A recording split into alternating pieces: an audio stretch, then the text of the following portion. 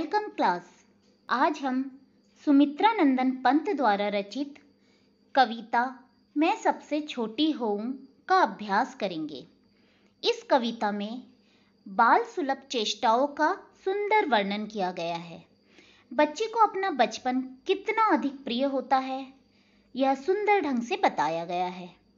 माँ का प्यार तथा साथ, उसके आंचल की छाव को बच्ची छोड़ना नहीं चाहती, क्योंकि वह जानती है कि उसके बड़ा होने पर बचपन के साथ साथ और भी बहुत कुछ छिन जाएगा, इसलिए वह हमेशा छोटी ही बनी रहना चाहती है। तो आइए हम कविता की पंक्तियों का भावार्थ समझने का प्रयास करते हैं। मैं सबसे छोटी हूँ, तेरी गोदी में सोऊं, तेरा अंचल पकड़ पकड़ कर फिरूं सदा माँ तेरे साथ, कभी न छोड़ूं तेरा हाथ।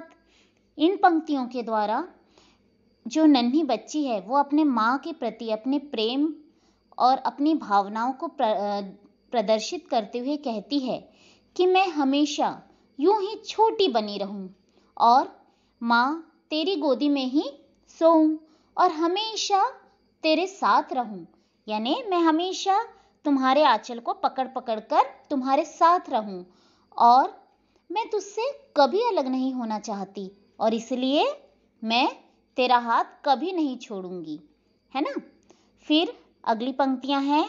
बड़ा बनाकर पहले हमको तू पीछे चलती है मात, हाथ पकड़ फिर सदा हमारे साथ नहीं फिरती दिन रात।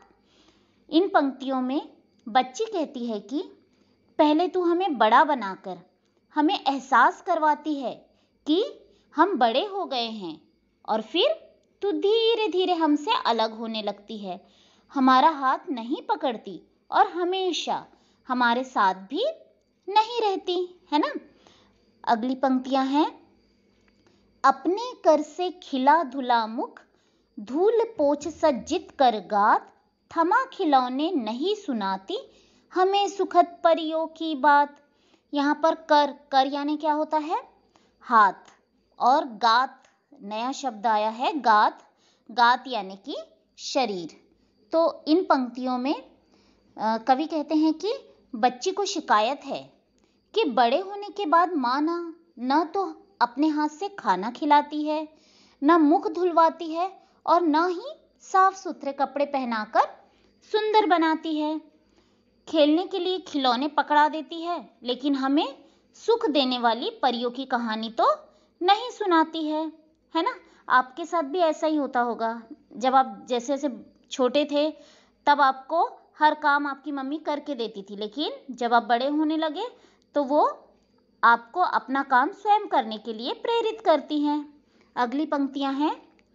ऐसी बड़ी न होऊं मैं, तेरा स्नेह न खोऊं मैं, तेरे अंचल की छाया में छिपी रहूं निस्पृह निर्भय, कहूं दिखा दे चंद्रोदय। इन पंक्तियों में जो बच्ची कहती है कि वह ऐसी बड़ी नहीं होना चाहती जिससे वह अपनी माँ का प्यार खो दे। वह चाहती है कि छोटी रहते हुए वह माँ के आंचल की छाया में छिपी रहे, है ना। वह माँ से जिद कर सके और उगता हुआ चांद दिखाने को कह सके, है ना। तो देखा आपने, कविता में एक छोटी सी प्यारी सी बच्ची कभी भी बड़ा होना नहीं चाहती, क्योंकि उसे हमेशा माँ का वही प्यार मिले जो प्यार वह छोटी है तो मिल रहा है ना। तो आपको भी अपनी मम्मी, अपने पेरेंट्स बहुत प्यारे लगते होंगे, है ना। आपको भी ऐसा लगता होगा जैसे वो आपको बचपन में प्यार करते थे आपकी मम्मी, वैसे ही आपको अभी भी प्यार करें। लेकिन जब आप बड़े हो जाते हैं तो मम्मी आपको आपके सारे काम आप खुद कर सके इस तरह से प्रेरित करती हैं, और उनके एब्सेंस में जब वो घर पे नहीं होती हैं या आप जब बाहर जाते हैं तो किसी भी परेशानी का सामना आप खुद कर सके, इसलिए वो आपको बड़े होते होते थोड़ा बहुत सेल्फ डिपेंड होने के लिए प्रेरित करती है ना।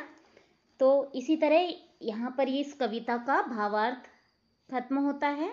कविता को अच्छे से पढ़ें और भावार्थ को ध्यान से समझने का प्रयास करें। धन्यवाद।